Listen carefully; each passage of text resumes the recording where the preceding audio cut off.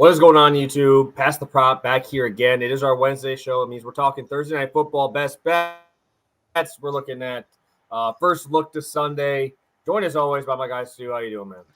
I'm doing good. I mean, after that Monday show, it's hard not to be doing pretty good. Obviously, had a special guest in here, Jacob Wayne, and it ended up going very well. 3-0 across of our main props. We hit a nice long shot. It was fun, man. I enjoyed that doubleheader. We have another doubleheader to look forward to next Monday. So now that I'm not actually working during those games, I like the doubleheader. Like last year when I was busy, it was kind of brutal. But I'm a converted fan of the doubleheader, especially when one game sucks. That's very possible with these primetime games. So having another game to flip to when one game sucks is definitely clutch.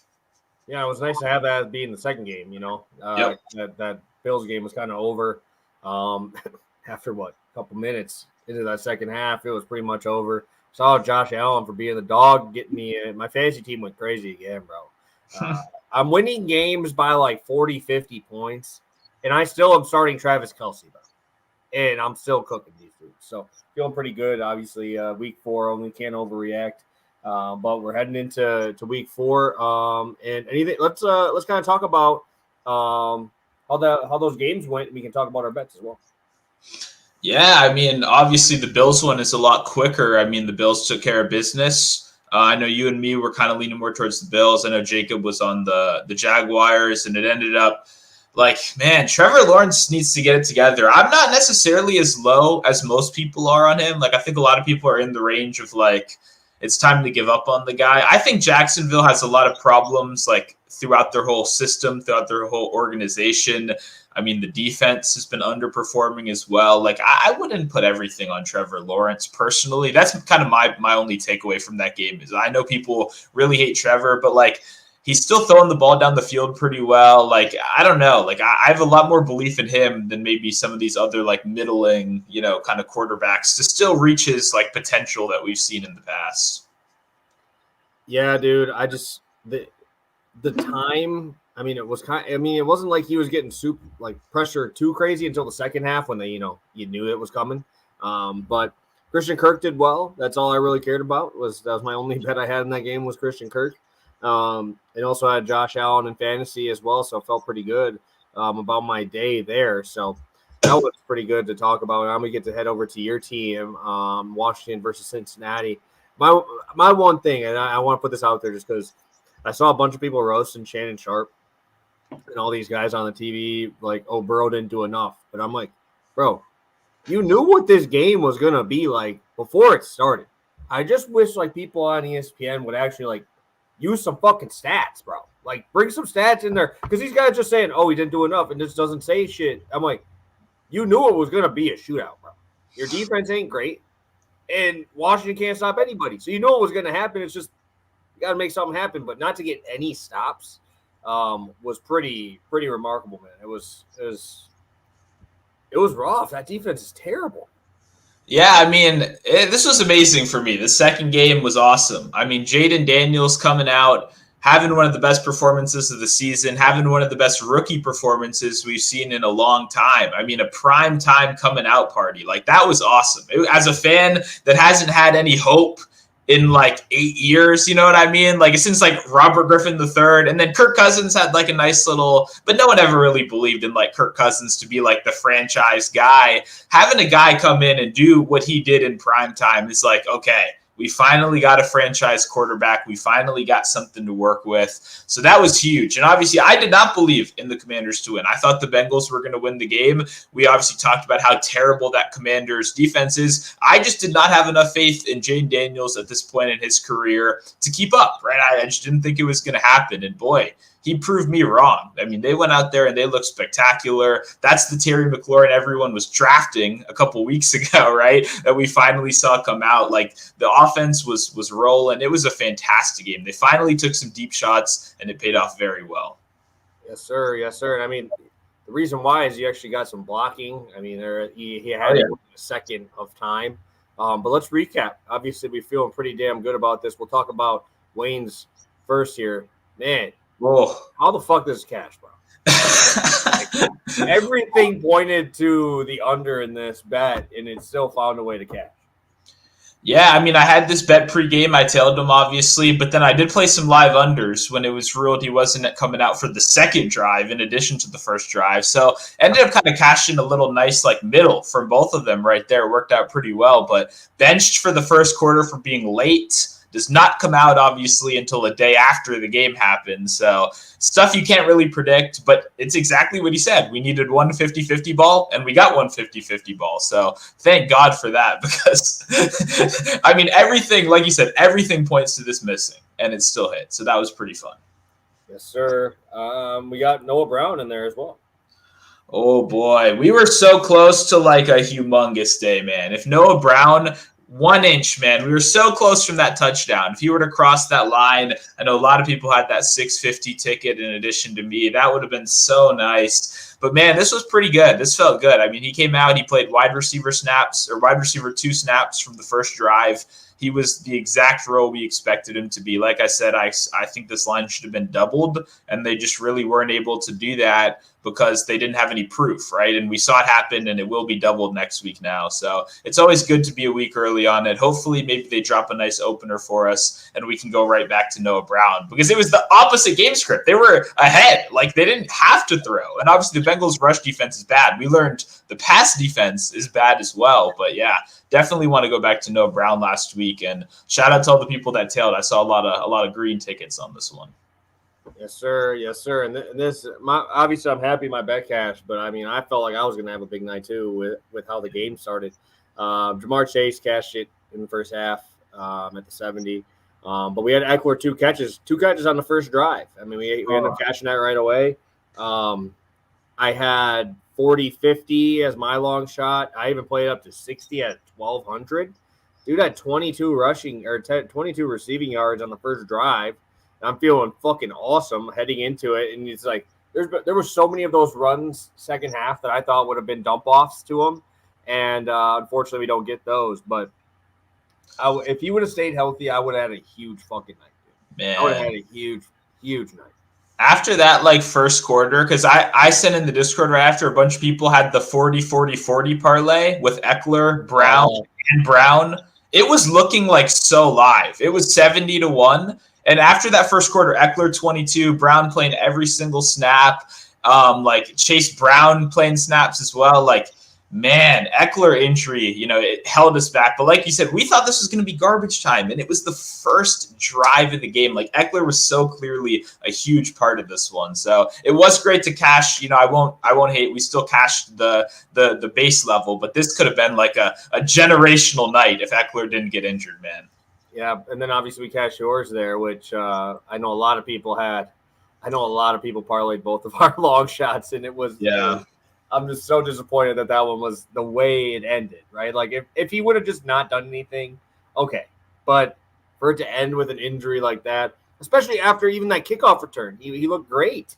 Like, he had that 65-yard kickoff return in that game too. Like, everything looked good for Eckler, but obviously Chase Brown, explosive run after explosive run.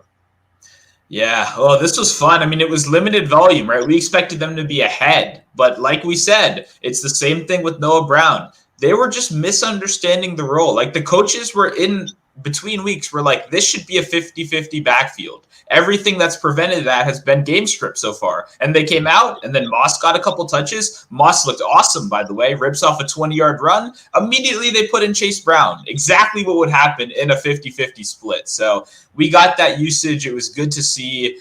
Brown looked strong. And even in, like, the worst possible game script, he still climbed his ladder up to 60. So that was fun. Very much enjoyed watching Chase Brown. Like I said, he cashed. I had the base at 24 too. Over in the 4for4 Discord, we got the 40. It was a lot of fun, man. It was good. The long shots in that game were plentiful. Hopefully, we get something like that next Monday with the doubleheader as well.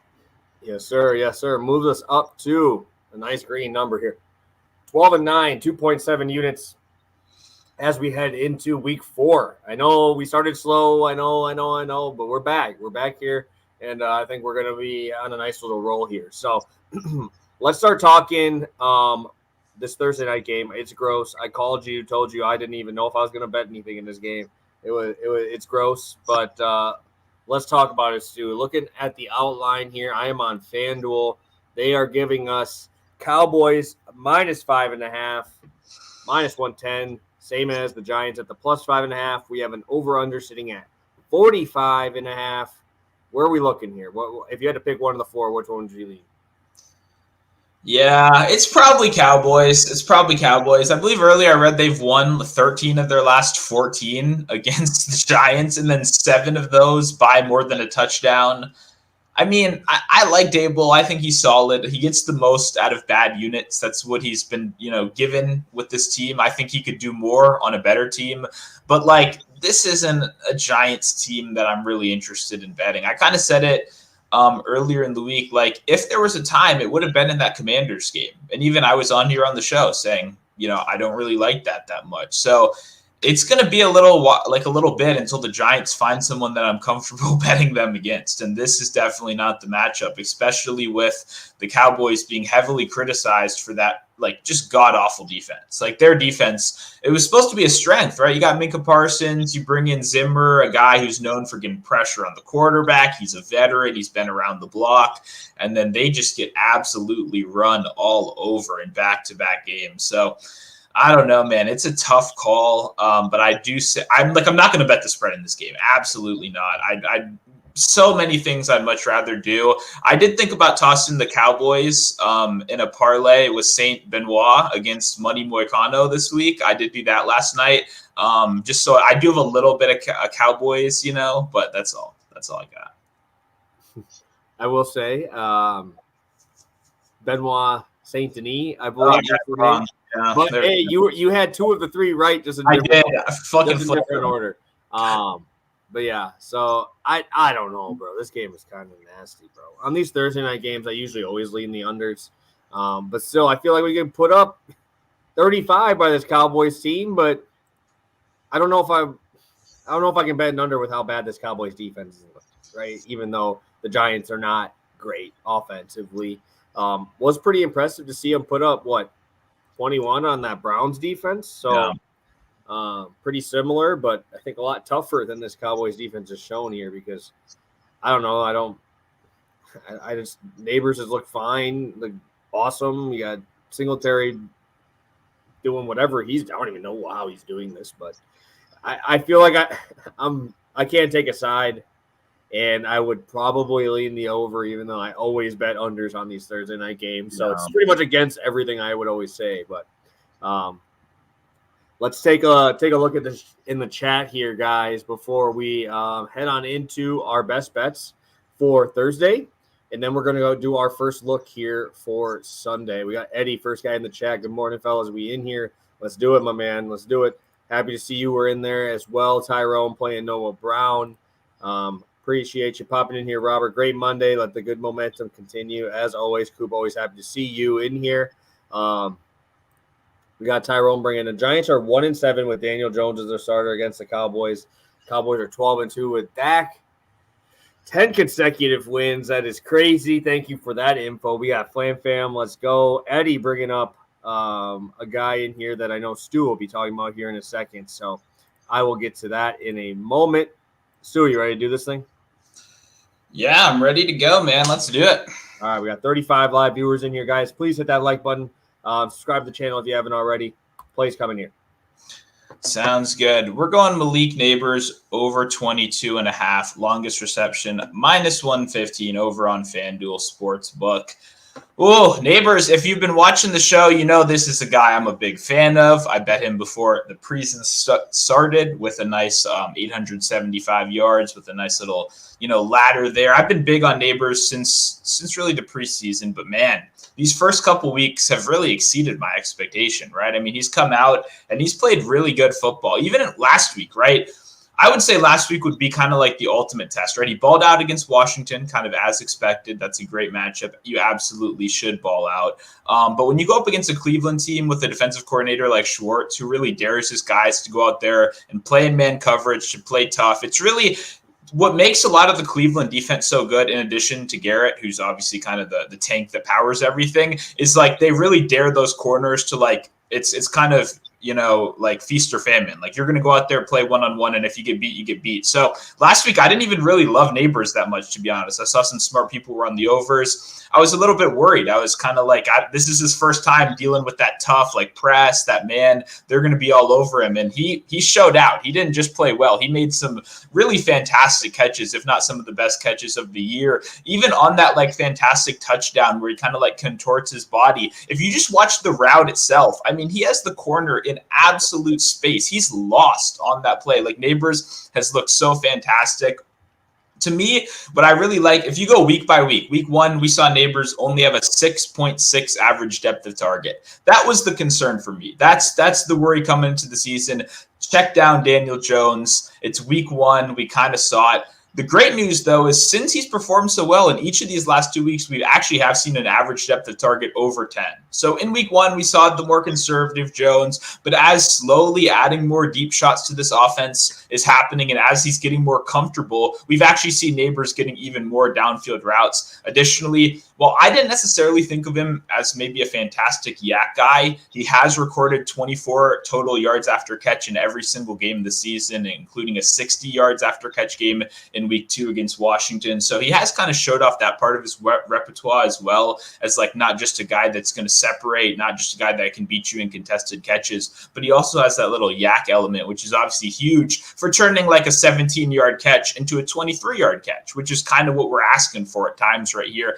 Additionally, he is the most targeted wide receiver in football, was burying the lead a little bit there. Number 1 target share, number 1 team air yard share. Additionally, Daniel Jones is targeting his first read at the 2nd highest rate in football. The only person targeting their first read at a higher rate is Trevor Lawrence so far this year. But that makes sense. Daniel Jones has really always done that. He's always kind of been in that top 5 in terms of first read target share. And obviously the guy leading the league in targets is exactly who you want kind of as that weapon. For me, what I think happens here is the reason I went longest reception over yards is because I do see a little bit of a decrease in total volume. I think they're going to come out here and run the ball a lot. Like I think you're seeing people on Singletary.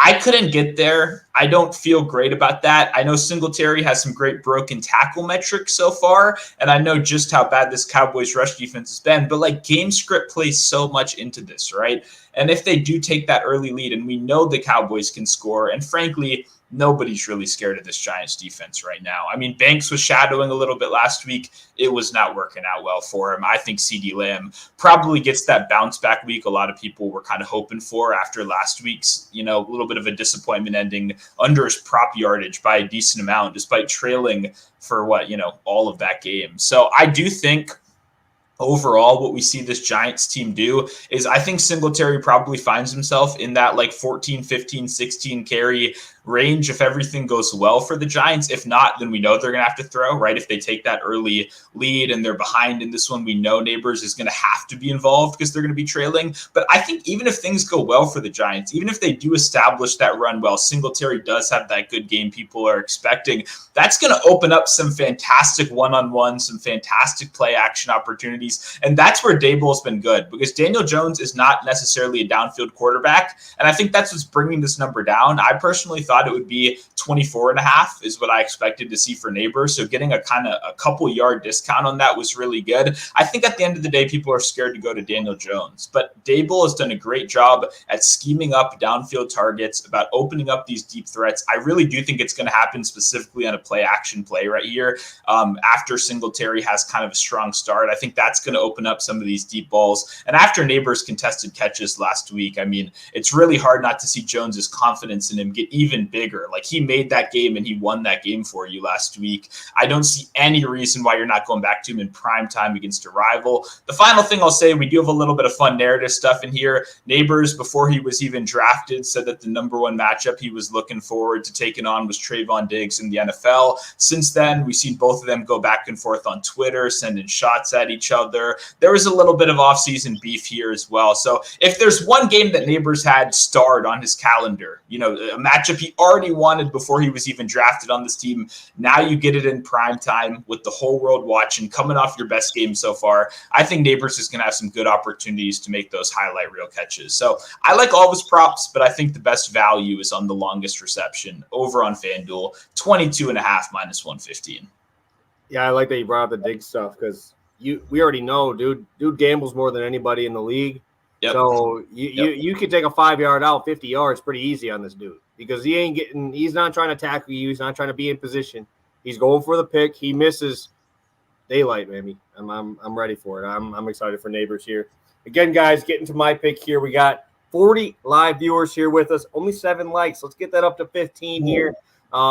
Through this play. Hopefully you guys are hitting that like button. Let's get this money. I'm doing another one. I've done this every Thursday night because I feel like I have to do these on Thursday nights because I feel like these give me the best value. I'm buying down these numbers because everybody's going to the windows buying. I got to bet on this one because it's the only game tonight, right? That's why longest reception. That's not like a huge market, right? Not many people go into that market. So I'm going to buy down on Ferguson. Normal line is 41. I'm really liking the spot at 25. And the reason why, I'll name off the 3 tight ends. There's 3 tight ends that already hit this number against the Giants this year. It is Josh Oliver, the second string tight end for the Vikings. He's not even the starter. It's Munt is the starter. Zach Ertz was the leading receiver for Washington in that game against the Commanders, 62 receiving yards in that one. And I got to pull up the other one because I just didn't believe it when I saw it here. The last one was Akins as the starter for the Browns. He cleared this one as well. And now you look at Ferguson, 11 targets, first game back was crazy. Was not expecting that. He averaged 6.5 yards after the catch in those receptions as well. So he's a big dude. Obviously, I'm a big fan of Ferguson, obviously being a Badger there. So I'm obviously a fan, but man, dude, how can I ignore this type of volume, man? This volume is crazy. He's always been the security blanket underneath here for Dak, especially when you start seeing him push the ball down the field to CD. You saw CD getting pissed. He's like, all right, well, now I actually have my number 2 here. You can actually throw it to this guy because I'm telling you, Brandon Cooks is done, bro. That dude can't get separation at all. It was horrible to watch. He couldn't get any separation at all. They're really not using anybody else.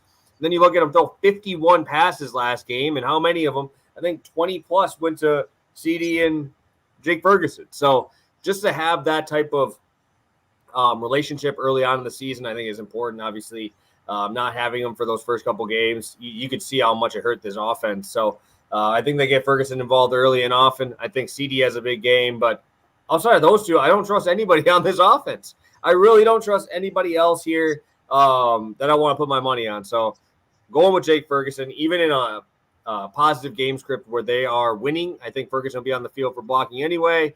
Doing those little rollouts, let him get a play there. I'm expecting a pretty big game from him, but I want to buy it down. Let's talk about Arizona. Gallen on the mound at home. They need to win. Giants, not really. Giants are strutting out Mason Black, who is just a dump. He's terrible. 6.13 expected ERA. 18% K rate is awful. Oh, my God. 11% barrel rate, dude. This guy's going to get hit around. And the thing is Gallen's at home. I only bet Gallen at home, and they need to win. In this, I'm putting my money where my mouth is here. Arizona's got to make a run here, get a couple more wins to get themselves playoff ready. And I'm thinking this offense is going to absolutely light up Mason Black. And mind you, they got absolutely embarrassed last night. 10-0. You had Brandon Pfaadt on the mound. You got 10-0. They got smoked. And I think San Francisco's going to come out there with a chip trying to beat them. But it's tough when this pitching discrepancy is so high. And I'm going to trust Gallen. I'm going to trust a veteran arm in this spot. I'm not trusting that bullpen at all. Sign me up for first 5. All I need. Then I'm rolling with Ferguson to get it done there at a really low price stage.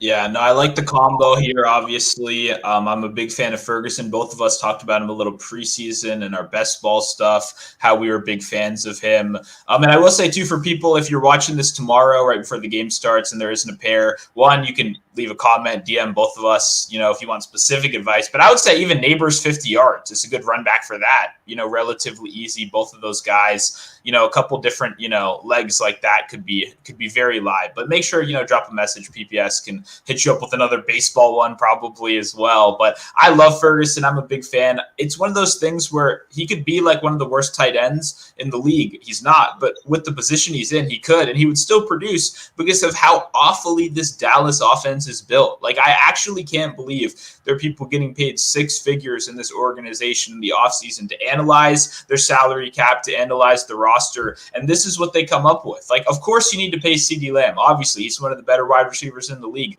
You can't just have one good player on offense, though. That's not how it works in this current year, right? And so if you're not going to invest in the wide receiver room, right, the corpse of Brandon Cooks is still out there running routes, 45 concussions later, 45 injuries later. I'm a fan of the guy. I think a lot of people that like football are, but Cooks is just past his prime. He is cooked. Right. And then we got Jalen Tolbert, the preseason warrior, balls out every preseason for like 4 years in a row. He's like the guy that goes to the summer league in the NBA when they're 27. It's like, what are we doing here? And then when the season starts, oh, he's nowhere to be found. The guy's like, they have no other weapons on this team. So obviously they brought in Derrick Henry this offseason, right? No, it's still Ezekiel Elliott and Rico Dowdle. What are you doing with those guys? I mean, 40 yards each? Okay, I guess. Like, you have to throw the ball a little bit, and there's no other options than CeeDee Lamb and Jake Ferguson, in my opinion, to give you substantial usage. So I like this a lot. I feel bad for Cowboys fans. I mean, obviously I'm a Commanders guy, but like, I don't know what you guys are doing. Like, the idea to roll with this offense to me was so silly coming to the season, and it's worked out exactly how anyone with eyes would expect, unless someone in this team like a Tolbert, has their year 25 breakout. So we'll see what happens. I don't know. I'm a big fan of Ferguson. I'll be playing him in some way or another tomorrow as well. Just kind of like you haven't really figured out the right combination or like price for it. So I'll definitely be tailing the Arizona one as well.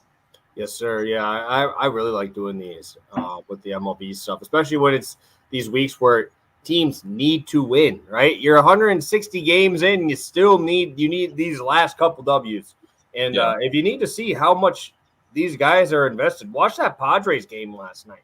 Padres get that triple play, clinch the playoffs, and they're hype, man. Like, you play 158 games just to clinch it that time. I think this is a big spot for Arizona, and they got to show up. So, all right, Stu, we got our plays out. Let's talk the slate here. Not a ton. I don't want to go too deep into it, but I guess for a game that you are looking at targeting here, which one is standing out to you? There's a lot of close spreads and some decent totals. Yeah, no, I mean, I feel like the whole point of like the early look is, kind of what we've been, eyeing up early in the week. And actually, I did fire off a couple bets already in terms of spreads and stuff like that. So I'll start with the one that I think I'm most excited for, Saints-Falcons, baby. We got a little bit of a divisional rivalry, a bit of a matchup here. I took the Saints +2 at -115, so not standard odds, a little bit of extra juice right there. It's -1.5 now. I'm curious if that sticks. I'm curious what direction it goes. I don't have a good feel for it right now, but I do like getting that +2 as opposed to the money line, which is still good at plus money. Obviously, I'm not really seeing like the 2 points better in Atlanta here, to be honest. I don't think Atlanta is better at all. I would have it the other way. I get last week was not an impressive performance, but to me, it kind of boiled down to one thing. I talked about it a little bit on Monday. Like, I think you can beat the Saints if you can like get pressure on the quarterback and stuff play action. Like, if you can come out early, you can slow down the run a little bit, and then you just aggressively attack play action. That's what generates all those explosive plays. And every time Carr was taking those deep drops, there was someone in his face. Like, they were there, they were ready. They were not biting on the running back checkdowns. They were not biting on the tight end checkdowns. They were leaving those guys open. They were going for the fucking quarterback. And it worked. Carr was like, I don't know what to do. I got to get rid of the ball. And it worked pretty well. I don't think Atlanta can do that. Atlanta cannot get pressure on the quarterback. They bring in Judon. They still can't get pressure on the quarterback. They've had this problem for like 3 years, and they have not been able to address it whatsoever. Additionally, I'm also really not confident they can stop the run. They've been run on pretty much every week so far as well. And that's kind of the whole thing that starts everything else. It's very similar, in my opinion, to kind of what Ben Johnson and Dan Campbell have been doing, where you got to have those early runs to open up everything else. And that's what this team wants to do with Alvin Kamara. They want to run him a lot. So nothing really gives me confidence in that game that the Falcons are good enough to overcome this. Maybe a week 9 Kirk Cousins, when he's more in the groove, when he looks a little bit healthier, when he's a little bit less of a statue. But right now, I mean, I don't know. I'm not really seeing. I think the Saints are the better team, so I'll take them as the better team in this one. And I'm excited to see props come out for that game as well. It should be fun. Yeah, I like that you talked about the Lions a little bit there because I'm really excited for that game, that Seattle game, because Seattle can stop the run and they're just gonna fucking sell out to stop the run. Obviously, I'm expecting a lot of big plays in that game. But obviously that's a Monday game. I ain't gonna talk about it. I think I'm gonna do that Arizona Washington game, man. I think I kind of have to, bro. 50 and a half. I just my thing now is if Trey McBride plays, I'm gonna probably bet Arizona. I don't think he is. I don't think he's going to play. And that's the thing is they haven't said anything. They haven't said anything about Eckler either. True. So I mean, to be honest, like if McBride plays, I'm probably betting him multiple different ways in that game. And I love taking these teams after like those huge games. I like fading them usually. Obviously, not a lot of those are primetime rookie plays, right? So like that makes it a little bit different because he's obviously gaining more confidence, but these lines usually just get swayed so heavily, so fast when everybody's just watching it. And they're like, yeah, well, Arizona sucks, right? Because they just got beat again. That third quarter was the worst attempt at football I've ever seen. But, again, that's with a competent-ish defense in the back end, right? He threw like 14 targets to Marvin Harrison Jr., and they weren't even close. But all I'm saying is, he might catch those in this game, right? I mean, Jamar Chase was just force-fed, and he was just getting everything over the top. So I think that's the game I have to go to for props. I think I would definitely be playing Arizona if Trey McBride is playing, but obviously that's big news. Yeah. I think it's really important that if Eckler doesn't play, I'm scared for these guys if they fall behind. You know what I mean? Yeah. I'm just nervous that they're just going to keep – Jaden Daniels is going to keep running the ball 10 to 11 times and dive head first, bro. This guy's getting hurt. Yeah. Throwing the ball away and having dump offs, bro. Like, I'm nervous, bro. I love Jaden. I have a lot of Jaden Daniels in best ball, dude. And I have a ton of McLaurin.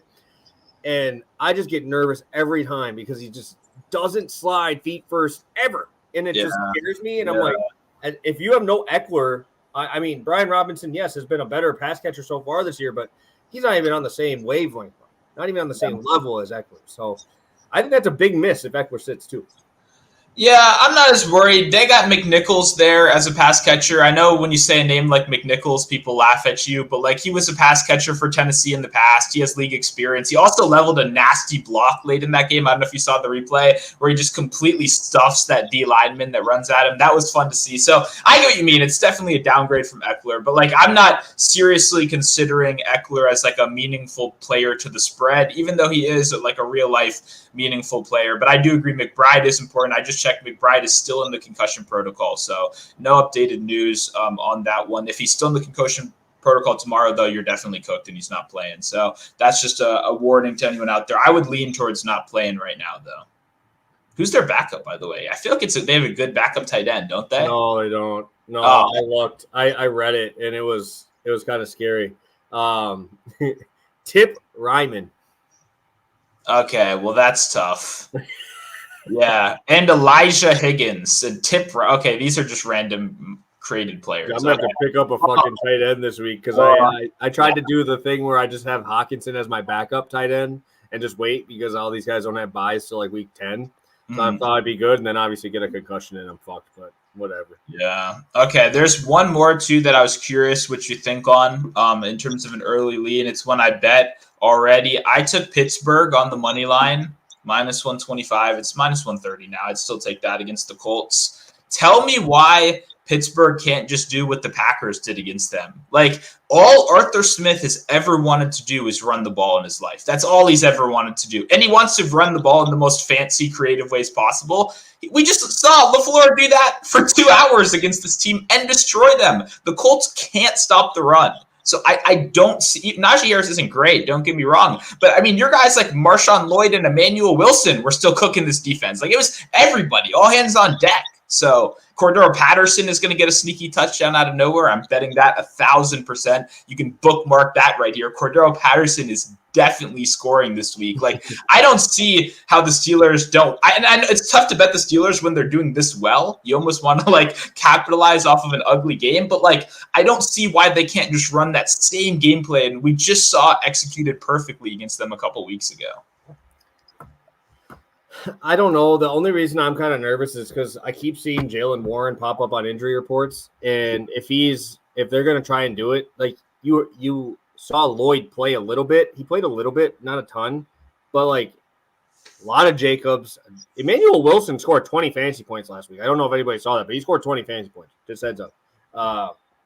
That's 3 different dudes touching the ball. If you're gonna tell me that they're gonna run Najee 30 times, I don't even know who that third running back is.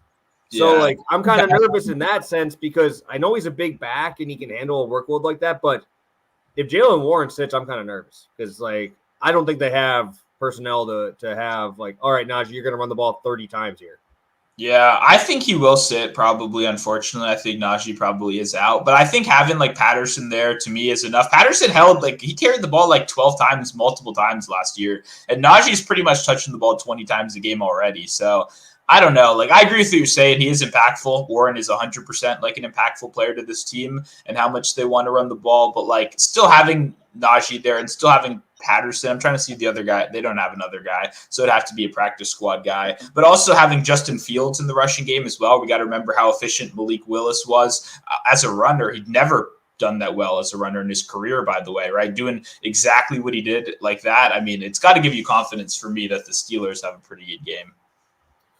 Yeah, no, I don't hate it. I just, like I said, I just can't bet on anybody that Arthur Smith is associated with. So just can't do it. This is playing into it. This is playing into Arthur Smith. Like, this is the time to ride Arthur Smith, not against a team that you can throw the ball against, like not against a high octane team. You want him in like the game where you actually can run 40 times because no one wants Justin Fields throwing the ball. Like let's not throw the ball. Let's run the legit Malik Willis game plan and just win this game as fast as possible. That's at least my take. And then we haven't even talked about the other side. Anthony Richardson against the Steelers defense. How many turnovers? 4, 5, 6? Like, what's going on? How many of those crazy ass plays is he going to make that all he has to do is throw the ball 50 yards on the field off his back foot and he lands it within a 3-foot window? Yeah, but if he does that twice, they win the game, bro. I don't think the Steelers are going to go out there and drop a big number on him. That's what I'm saying. That's why Richardson's so crazy, bro. But sure, but he's done that in the first game of the year, and then teams have, it looks like, caught up. How about we maybe only play 2 deep safeties because the guy can't throw the ball over the middle of the field. Everybody back, like ultimate Madden offense when you're 12, and just get ready for those deep shots. Like, get ready for those deep shots. I don't see, like, TJ Watt's now in the backfield on you. Like, you're making some of the dumbest throws we've seen already. Like, man, I have Richardson in a lot of fantasy teams in my main fantasy team. I got to decide between him and Matthew Stafford, who both have terrible matchups this week. So I'm in pain with that already. But I don't know, man. I really do believe in the Steelers. And it doesn't hurt that they cashed me a couple weeks ago in a similar matchup. But yeah, no, I'm a lot of tough matchups this week. Bo Nix, after all that hype, going to go to the Jets. Have fun, buddy. Kind of like it a little bit. I hate to be that guy. I kind of like it a little bit because I would only be betting rushing yards. I would not touch any passing yards. I like rushing. Yeah. I like rushing. Yeah, probably gonna be high though, but yeah. Because the Jets defense is good, but they're like stubborn. I think they're gonna sit back and let Bo Nix check down a lot, which is all he wants to do anyway. So like they can eliminate explosive plays better than almost anyone else.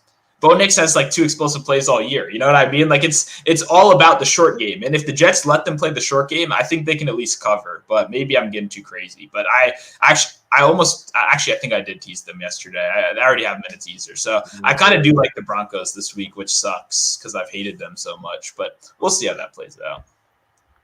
All right, guys.